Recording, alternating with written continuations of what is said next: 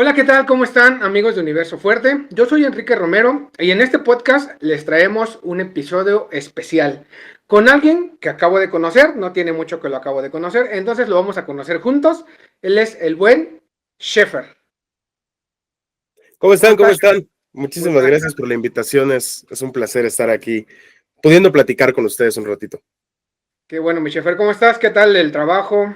Bueno, vamos a poner en contexto a la gente para que sepa más o menos cómo nos conocimos, dónde nos conocimos y de ahí vamos sacando la plática, ¿te parece? Sí, claro. Ok, perfecto. Bueno, al buen Sheffer yo lo conocí hace como 15 días, más o menos. Más o menos, yo creo que sí, 15 un mes. Sí, más o menos. Entonces, yo lo conocí en el programa del buen amigo Tona, que se llama Jóvenes Calentanos. Lo pueden seguir todos los jueves a las 8 de la noche. Y ahí conocí al buen Sheffer. Me sacó de onda porque el Tona no suele invitar grupos de la música que tú tocas, ¿no? El género, que ahorita nos vas a estar platicando un poquito de qué es este género, la banda y todo este rollo. Él siempre, pues, pone música caliente, costeña, por así le llaman. Ajá. Y bueno, me llamó mucho la atención porque abrirse a estos nuevos géneros, la verdad, para Tona sí es como que algo muy cambiante, ¿no? Que la verdad no me lo esperaba. Tuvo la oportunidad de invitarnos el buen José Luis, que es conductor de ahí de Jóvenes Calentanos. Y bueno, nos invitó y estuvimos disfrutando y deleitando de la buena música que hace nuestro buen amigo Sheffer. Y ahorita nos va a platicar un poquito qué género, cómo surgió la banda, por qué el nombre, porque también el nombre es algo interesante que estuvieron contando ahí en la entrevista. Y también de un nuevo integrante que para mí es bastante bueno, ¿eh? Se rifa. Deja todo ahí en la cancha, por así decirlo. Así que bueno, ya que tenemos un poquito el contexto, igual cabe mencionar que no conozco mucho al buen Sheffer, más que lo que pudimos estar platicando ahí ese ratito. Entonces, pues vamos a conocernos, vamos a conocerlos todos en general, tanto él y yo. Y pues bueno, vamos a ver qué es lo que nos tiene preparado aquí, mi estimado. Pues bueno, muchísimas gracias por la presentación. Efectivamente fue raro que Tona nos invitara, porque como mencionas, él es otro tipo de música totalmente. Afortunadamente se dio la oportunidad y creo que tanto él como las personas que estuvieron ahí se llevaron un buen sabor de boca con la presentación que dimos. Eh, la banda es Locked Out of Heaven. El nombre que escogimos pues tiene un significado, como lo comentas, y precisamente queríamos que fuera una representación de todas las personas que se quedaron en el camino, de los que no llegaron al cielo, ¿no? Literal, la traducción literal del nombre sería dejados fuera del cielo, y precisamente era como en correspondencia a un sentimiento de, de abandono, de soledad, podrías llamarlo de alguna manera, incluso de decir, ¿sabes qué? Pues lo intenté, pero simplemente no se pudo, ¿no? Ese día de la presentación, pues pudimos escuchar ahí algunas rolas interpretadas por mí y por mis compañeros. Creo que hubo varias que estuvieron cotorras, hubo algunas otras que pues ya son clásicas en el repertorio y que pues la verdad sí han gustado a la gente por el mensaje que transmiten, más que nada, por el mensaje de superación, por el mensaje de fortaleza. Entonces, tratamos de hacer música ruidosa para jóvenes ruidosos, básicamente. Programa el de Jóvenes Calentanos fue una pequeña ventanita en el que efectivamente cuando se platicaba con Tona al inicio, él nos decía que pues, usualmente su giro va por otro lado, pero esta vez, gracias a Anita, que es nuestra manager, Anita te mando un saludo, él nos iba a abrir el espacio. Yo los invito a que vean el programa, de verdad estuvo muy bien, estuvo, pues a lo mejor el audio no lo favorece mucho, porque tuvimos por ahí unos inconvenientes con el audio y con el internet, pero el programa estuvo muy bien, estuvo entretenida la entrevista, por ahí andábamos haciendo faramalladas en el fondo mientras los conductores estaban hablando. Digamos que nunca nos hemos sabido quedar quietos y pues les recomiendo que vean la entrevista, igual si quieren visitar nuestro canal de YouTube para tener como una probadita, más allá de lo que hacemos de la música, subimos a veces sketches cómicos, nos gusta la comedia también, entonces se los agradeceríamos mucho que se den una vuelta por allá. Y no te preocupes, el capítulo donde estuvieron ahí con Tona lo vamos a poner aquí en la descripción. Igual, obviamente, tus redes sociales, tus canales de YouTube. Ahorita al final nos mencionas todos los medios de contacto para que la gente sepa dónde poderte contactar, dónde contratar la banda. Y bueno, vamos a adentrarnos un poquito en la banda, ¿no? Y justamente lo que mencionas es por eso que me llamó la atención y es por eso que te hice la invitación aquí al podcast, porque tratamos de hacer esa parte de lo que tú dijiste, cómo superar, cómo pasar, cómo quitar esa barrera. Entonces, no sé si nos puedas adentrar un poco más a esa parte. ¿Cómo, para empezar, cómo surgió la banda? Y de ahí ya nos vamos con las letras, ¿no? Que para mí lo de las letras es precioso. Ok, sí, sí, pues la banda nació en 2019 como la típica banda de garaje. Empezamos con los primos, en ese entonces la banda ni siquiera se llamaba Locked Out of Heaven, se llamaba Three Demons, si no me equivoco, que fue el nombre que ocupamos durante todo ese año, porque precisamente éramos tres primos, ¿no? Era Kevin, que es el baterista que sigue en la banda, otro primo que se llama Yael, que él ya no siguió con la música, y yo. La idea original era hacer una especie de música al estilo de 21 Pilots, como, ¿qué será? Como pop rock, algo así. Eh, Como que empezamos a cambiar de género después de un suceso que fue él como el que marcó todo lo que es Locked Out of Heaven, ¿no? Más que nada a las personas que ya estaban dentro de la banda y a las personas que vinieron después. Al 2020, no recuerdo si fue, sí creo que fue 2020, 2021, fue el año donde la banda se conforma ya como tal con el nombre de Locked Out of Heaven. Fue 2020. En 2020 se dio el nombre y se da precisamente por el suicidio de una de mis primas. Se llamaba ya Nisarindani Yajaira. Y pues bueno, ella decide acabar con su vida por cuestiones que pues hasta la fecha todavía no logramos entender. Había tenido sus razones, no indagamos más allá porque pues también es una situación un poco complicada con la familia. Pero ella fue como la inspiración para decir, pues, ¿sabes qué? Quiero hacer esto en grande. Quiero, de verdad, como que la gente escuche lo que tengo que decir, ¿no? Porque a lo mejor yo no se lo pude decir a ella, pero siento que si hubiera podido escuchar alguna de las canciones o hubiera podido tener el tiempo de hablarlo con ella, las cosas hubieran sido muy diferentes. Eh, Como tal, hemos tenido tres formaciones. La, la base siempre ha sido Leo, Kevin y yo. Somos los que estamos como siempre de planta. Leo es el bajista también ahí. Un saludo al buen Piña, que pues, se supone que me dijo que iba a ver la entrevista. Vamos a ver si es cierto. Si la ves, Leo, comenta por ahí abajo. Y bueno, la cosa es, Locked Out of Heaven nace también de parte de una sensación de rechazo después de una ruptura amorosa. Ahí fue donde yo empecé a componer y donde empiezo a montar las canciones con mi primo Kevin. La primera canción todavía me acuerdo que se llamaba, ¿cómo se llamaba? Goodbye Lilith. Y se la compuse a una exnovia que en ese momento me había dejado cuando yo estaba en el CCH. Fue el detonante para que los amigos del CCH me dijeran, no manches, te quedó muy padre tu canción, te quedó chingona, deberías hacerla como en serio, grabarla bien, porque era un meme en audio, casi casi.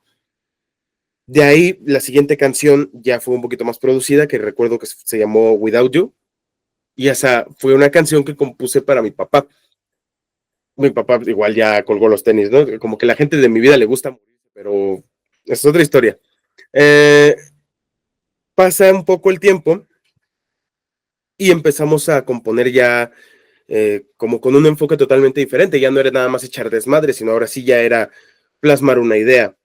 Por ahí me gusta comentar, siempre que nos entrevistan o siempre que tenemos como la oportunidad de hacerlo, que Locked Out of Heaven no es una banda cualquiera. Y no lo decimos porque seamos como, no son el próximo Queen o algo parecido. Claro que no, pero nosotros no cantamos canciones, nosotros contamos historias. Siempre me ha parecido muy fascinante la música regional mexicana que tiene un folclore.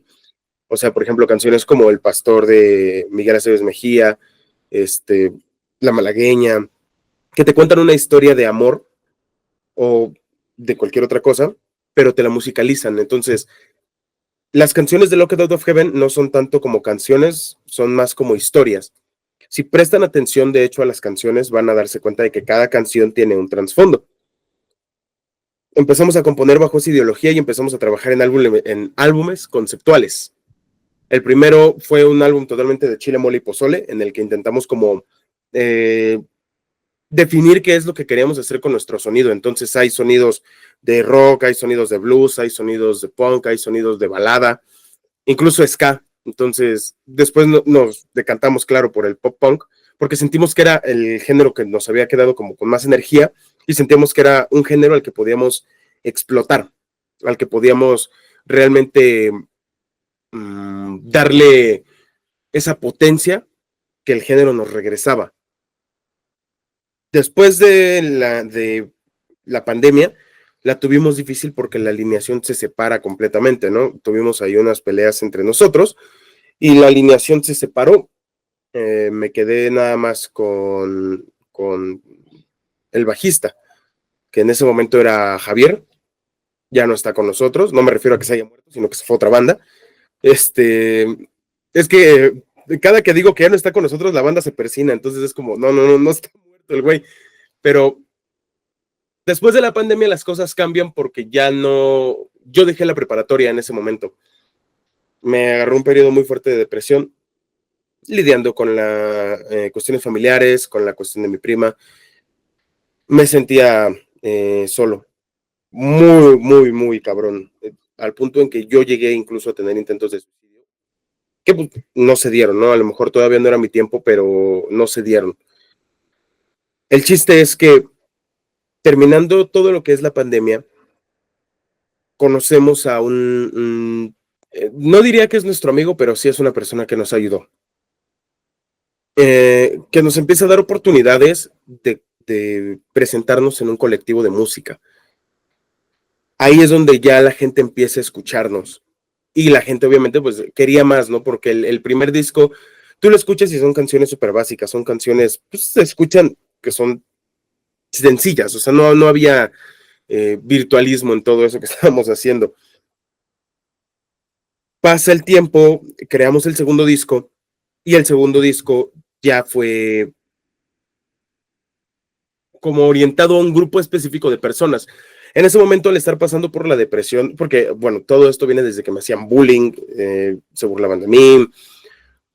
Yo no tuve una novia estable hasta los 16 años y la tuve 3 meses, me engañó, se fue con otro güey y de ahí ya conocí a la chica con la que estoy ahora.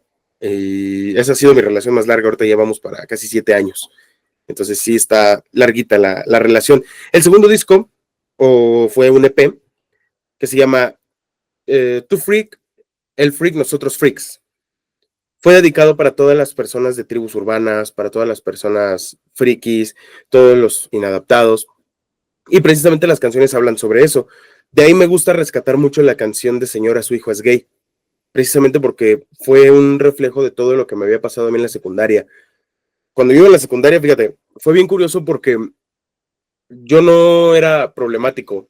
Yo era un niño de esos tranquilitos, ¿no? Mamá siempre me había enseñado a si te pegan, pues tú tranquilo, no hagas pancho y ve y háblalo con el maestro y que él lo arregle. Pues eso causó que me agarran de bajada, ¿no? Que la gente se quisiera pasar de lanza conmigo.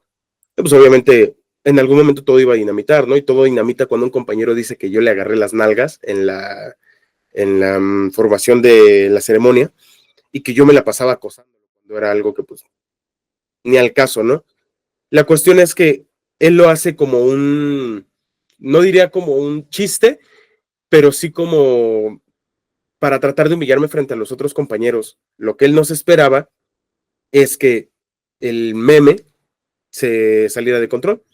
Y entonces de repente todas las personas en el salón se la pasaban criticándome que porque a mí me gustaba andar manoseando hombres o que porque a mí me gustaba andar viéndoles el paquete o la fregada. Cosas que pues en realidad nunca fueron así, ¿no? Yo me la pasaba sentado en mi escritorio del salón trabajando en mis cosas y pues la gente siempre era algo, ¿no? Siempre era molestar con alguna cosa. Todo dinamita ese día del agarrón de nalgas porque va la directora y pues todo el revolvedero de niños en la ceremonia y les preguntamos ¿qué está pasando? Y pues la gente que no entendió que era un chiste dice, no, pues es que Sheffer le agarró las nalgas a su compañero. No, pues hubieras visto. Creo que nunca me ha pesado decirlo y lo voy a decir hasta que me muera porque pinche escuela culera, la verdad. Fundación Azteca ha sido una de las peores cosas que me ha pasado y una de las mejores cosas también. Mejores cosas en el sentido de que sí tienen una educación muy chingona, te preparan para no ser un como trabajador, sino ser un líder. Te hacen ir un poquito más allá de lo que originalmente te enseñan en una secundaria, ¿no? Pero eso lleva un nivel de exigencia muy cabrón y los profesores no todo el tiempo están para apoyar a los alumnos. Sí te apoyarán con las tareas y eso, pero cuando necesitas un consejo o cuando necesitas apoyo emocional, los profesores siempre valen para pura chingada ahí. Y hasta la fecha sigue pasando. Ha habido mucha gente que se suicida por la presión de Azteca, porque te hacen mantener un promedio de 8.5 para arriba, que es muy difícil mantener si no estás al 100 de tus capacidades mentales. Son muchas tareas, muchos trabajos, mucho gasto de dinero. Y la escuela al final nunca se hace responsable por los daños psicológicos que le causa a las personas. No sé si tú estás como a favor o qué opinas acerca del hecho de que no todas las personas están hechas para la escuela. No sé tú qué crees. A Fundación Azteca le valía. Si tú estabas ahí era porque habías ganado un lugar y tenías que mantenerlo. Mucha gente tronó, muchos de mis amigos tronaron, no llegaron a acabar la secundaria. Y a mí me dejó con severos traumas por esa situación del bullying.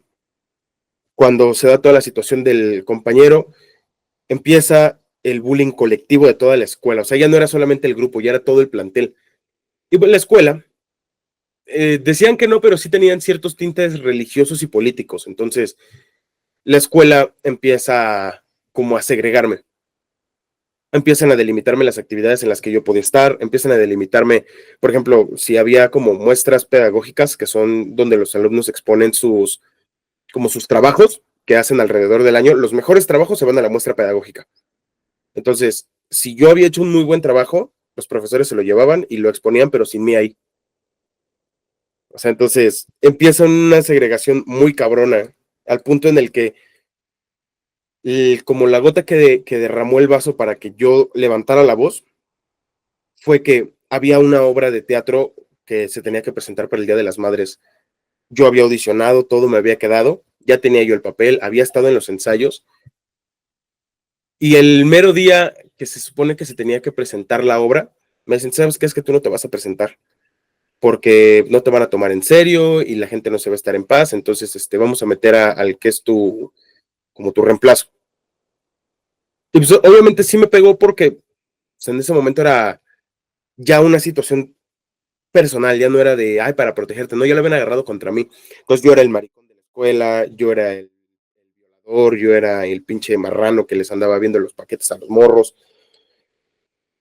Eso causó también que las chavitas que a lo mejor se veían interesadas en mí o que yo tenía interés en ellas, pues me batearan, ¿no? Porque era como, ay, no, qué pena andar con Sheffer.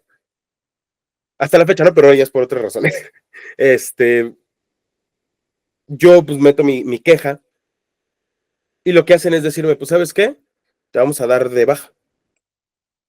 O sea, no te queremos aquí ya. Y pues obviamente como se estaba pagando una colegiatura, todo, mi mamá pegó el grito en el cielo, va y les dice, oye, pues ¿sabes qué? No me puedes correr a mi chavo, te voy a dar, pues, una solución, ¿no? Vamos a hacer lo siguiente, voy a ir con un psicólogo a que demuestren que mi hijo no tiene ningún problema mental, que mi hijo es totalmente apto, y si lo demuestra, tú lo vas a dejar seguir estudiando, y si el psicólogo dice que no, que mi hijo no está apto para seguir estudiando, yo me encargo de sacarlo. Así que de ese rollo me mandan al psicólogo, estuve yendo al psicólogo durante prácticamente 6 meses que no fui a la escuela, y otros 6 meses que se tardaron en como definir qué onda con mi situación. Para esto, yo seguía estudiando, pero digamos, a distancia, me mandaban las tareas y yo mandaba reportes de actividades. Me tenían con algo que se llamaba hoja de seguimiento, casi casi como los reos que tienen que ir a firmar cada ciertos días para su libertad. Así, pero me tenían que firmar de que no había tenido brotes psicóticos, de que no nada. O sea, entonces era una situación pues degradante, ¿no? No, no es sano para un niño de 12 años vivir así. Pasa el año escolar prácticamente completo, me reintegro casi al inicio del año siguiente y me integro a otro grupo porque, bueno, para esto el psicólogo les dijo que yo no tenía ningún pedo, que yo era un niño completamente normal, que lo que sí tenía era ansiedad desarrollada por la escuela y que tenía un severo problema de depresión. que todavía no era medicable, pero que sí tenía que prestarle atención. Me integro de nuevo con otro grupo, obviamente las burlas no cesaron, porque ahora, aparte del niño violador, era el niño que habían corrido de la escuela y que lo habían regresado por lástima. Entonces, todo lo que se supone que hacían como para protegerme, pura chingada. Pasa mi segundo año de escuela. El tercer año de escuela empieza la situación del bullying ya a golpes. Pues obviamente la banda se burlaba de mí, yo no me dejaba y eso causaba que entre todos pues me pegaran, me llegaron a aventar basura. En alguna ocasión, mientras estaba en el baño, me vaciaron el bote de los papeles.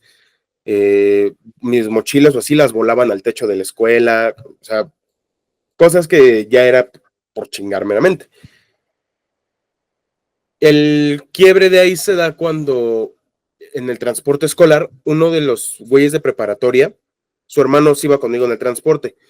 Ese güey iba en tercero, yo iba en tercero, pero él iba en tercero de preparatoria. Entonces, la situación es que el güey en el transporte se pone a darme con una lámpara, de esas como las de los policías, se pone a darme chingadazos en la espalda el güey. Meramente, o sea, yo venía sentado escuchando música enfrente de él y se pone a pegarme y se cagaba de risa. Me pegaba y se cagaba de risa el güey. Obviamente, el señor que venía manejando, pues yo le digo, oiga, pues, ¿qué pedo con ese güey, no? Se viene pasando de lanza. No, pues ahí arréglense ustedes. Nadie me ayudó. Y en ese momento, pues yo me le pongo al brinco a este güey. Y ese güey agarra y con unos caimanes me los pega en los pezones y me los tuerce. O sea, todo te estoy hablando que el güey ya lo tenía preparado. En el momento en el que yo me volteo, agarra, porque hacemos prácticas de electrónica y de robótica, él agarra los caimanes y me los pone en los pezones y los tuerce. Entonces, obviamente me desgarra la piel de los pezones. Yo empiezo a llorar. Él le digo al señor que pues estoy sangrando. Me dice, pues ya mero llegas a tu casa. Ya hay que te chequen en tu casa. Me bajo y obviamente la situación fue que todos los demás del transporte se cagaron de risa. Y solamente una niña, todavía me acuerdo, se llamaba Linda. Qué cagado, ¿no? Linda, la más linda de que me trató. Le marca a mi mamá y le dice, oiga, señora, es que pasó esto. Mi mamá me espera cuando llego a la base del transporte donde me tenían que dejar. Y pues se arma la bronca, yo con toda la camisa, para colmo la camisa blanca, toda llena de sangre de aquí. Y pues se arma el desmadre con la escuela, dan de baja a este sujeto, y eso no es todo. Cuando estamos en la plática con la directora para ver, porque para esto ya me tenían catalogado como el niño problema, cuando vamos con la directora para ver qué situación estaba pasando, este güey se pone a decir que yo había insultado a su papá y que le había dicho que él era un bastardo y que yo me había meado en sus pantalones casi casi, que le mié las patas, y, o sea, una sarta de estupideces. Afortunadamente, cuando empieza este desmadre que me empiezan a hacer bullying en el transporte, esta chica que se llama Linda graba todo y ella presenta las pruebas y le dice, pues así no fue lo que pasó. Esto fue lo que pasó. Y gracias a eso, a este güey lo corren, a su hermano, que era menor, que fue el que también estaba pasándose de lanza conmigo, por ejemplo, me quitaban el asiento, me tiraban al piso, me subían los pies, bueno, chingo de cosas. El chiste es que a su hermano también le ponen un ultimátum, él ya estaba para salir de la secundaria y le dicen, pues si no le bajas de huevos, te vamos a correr. A su hermano sí lo corren, yo termino mi tercer año de secundaria, me ofrecen la beca para pasar a bachillerato ahí mismo, los mando a la chingada, ¿no? De ahí, de esa situación, nace la canción de Señora, su hijo es gay. O sea, es todo ese recorrido, pero resumido en una cancioncita de 2 minutos y medio, 3. O sea, entonces, cuando Locked empieza a crecer como banda, empezamos a rescatar todas esas vivencias. Y lo que queremos es ya no callarlas, ¿no? Porque sí, para mí fue mucho tiempo vergonzoso decir, pues es que a mí me hicieron bullying, a mí me trataron así, asado y asado. Y ahora lo digo con orgullo porque digo, al final, no fue mi culpa, ¿no? Fue culpa de la gente que pues se quiso pasar de lanza. Y pues, si ahora puedo sacar provecho de ello a lo mejor de alguna manera, pues que mejor, ¿no? Pero básicamente así empieza lo que empieza con esa como idea en mente de contar lo que nos ha pasado de una manera cagada y de una manera musical.